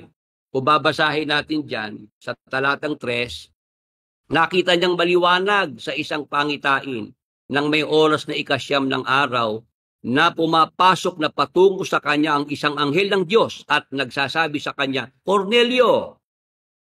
At siya sa pagtitig niya sa kanya at sa pagtakot niya ay nagsabi, ano ito, Panginoon? At sinabi niya sa kanya, ang mga panalangin mo at ang iyong mga paglilimos ay nangapailang lang na isang alaala sa harapan ng Diyos. Itong binabasa natin ito, Brad Edwin, hindi naman siya Kristiyano pa rito si Cornelio. Siya nga hintil, di ba? Hindi pa siya sumasampalataya. Opo. Di ba? Sa Panginoong Hesukristo. Pero yung kanyang mga ginagawa na paglilimos, pagtulong sa mga mahihirap, yung kanyang pananalangin, yun ay kinonsidered na ng Diyos, di ba? Opo. Hindi naman invalid yung mga ginawa ni Cornelio. Kaya nga ang ginawa ng Diyos, nagsugo siya ng anghel para makausap si Cornelio, para naman si Cornelio mag-utos sa kanyang mga tauhan na ipasundo si Apostol Pedro para maipangaral sa kanya ang mabuting balita, maipakilala sa kanya si Jesus Christ. Amen. Kaya mali po talaga yung kanilang pamarali na paglabas sa MCGI, legit, quorum, hindi legit. Invalid yung mga ginagawa. Ayun, Brother Edwin, ang ating dyan. Gusto nating ma-share dito sa ating mga viewers na mga closet at mga exiters. Makatulong nawa sa inyo itong inyong mga naririnig na aming mga pinag-uusapan dito ni Brother Edwin para kayo makapagpasya, makapag-decide na wag na kayong magpatumpik-tumpik, wag na kayong magpa-delay-delay, di ba? Layasan nyo na yung si KDR na yan habang may panahon at habang hindi pa kayo nauubos ni KDR. Brother Edwin. Opo. Huwag na kayo umasa doon sa sinabi ni Brother Eli na yung karunungan ni Brother Eli, pag namatay siya, lilipat kay kapatid na Daniel. Walang ganun. Walang ganun, no? Kasi 2021 pa pumanaw si Brad Eli. 2025 na. 4 na taon na rin mahigit ang lumipas. Walang nangyari na yung karunungan, lumipat dito kay KDR. Kaya dapat talagang sundin nyo sinabi ni Brad Eli, pag ang pastor nakatago sa aparador, ayaw mangaral, ayaw din magpatanong, manluluko yan. Dapat yan layasan, Brother Edwin. Tama po. Wala nang isip-isip pa. Layas na agad. Layas. Ayan. Brother Edwin, bago tayo magpaalam sa ating mga ka-Bible study sa Facebook, YouTube, meron lang ditong pahabol na prayer request galing kay Roland Lutaw. Ang kanyang prayer request ay maipanalangin ang kanyang kaliwang mata. Brother Edwin, bago ka magpaalam, maipag-pray muna natin itong may prayer request na ito. Sige po. Si Brother Roland Lutaw. Maipag-pray natin ang kanyang kaliwang mata. Sige. Sa pangalan ni Jesus at sa dugo ni Jesus, inuutusan na ang problema sa paningin sa kaliwang mata ay umalis at mawala kay kapatid na Roland Lutaw. Sa pangalan ni Jesus, sa dugo ni Jesus, ipagkaloob na dumaloy ang kagalingan sa kaliwang mata ni kapatid na Roland Lutaw. Ipagkaloob ang malinaw na paningin. Be healed in Jesus' mighty name. Thank you, Lord Jesus Christ. Amen. Amen. Ayan, kapatid na Roland Lutaw. Ano po ako mag-iintay po ako ng inyong pagbabalita. Paki-update nyo lang po kami sa programa kung meron pong improvement na nangyari po sa inyong kaliwang mata. Kung yung paningin po ng inyong kaliwang mata ay meron pong nangyaring improvement, kung yung paningin po ninyo umayos na. Sige, Brother Edwin, nakikita ko na tayo sumobra na rin sa ating oras. Nasa iyo pagkakataon para makapagsalita at makapagpaalam na sa ating mga kasama. Opo, Brother Willie, sa lahat po ng ating mga nakasama ngayong gabi dito po sa Talakayan at Kwentuhan with Brother Willie, maganda po itong ating mga pinag-uusapan at tinatalakay po dito sa ating programa. Naway kayo po ay babuksan ang inyong mga isip at magising po kayo sa katotohanan kung ano po talaga ang nangyayari at nagaganap dyan po sa inyong samahan na kinabibilangan sa ngayon. Kami po ni Brother Willie ay walang intensyon na kami po ay magpasama ng ibang tao. Kundi kami po ay nagsasabi lang ng katotohanan na amin pong nakita at amin pong narinig. Hanggang dito po mga kapatid, magandang gabi po sa ating lahat. Paalam na po. Ako po si Brother Edwin Santiago. Brother Willie. Salamat, Brother Edwin. Hanggang sa susunod kung loloobin ng Panginoon. At muli, marami pong salamat sa ating mga nakasama rito sa ating programa, sa mga viewers, mga closet at exiters ng MCGI. Pagpatuloy nyo lang po ang panonood at pakikinig at naway samahan po kayo ng ating Panginoong Diyos sa inyong mga desisyon sa buhay. Sa inyong pag-alis sa MCGI, wag po kayong mabahala, wag po kayong mag-alala. Merong Diyos na hindi tayo pababayaan, merong Diyos na hindi tayo iiwanan. Salamat po sa inyong lahat. Magandang gabi at patuloy po tayong pagpalain ng ating Panginoong Diyos. Good night and God bless po.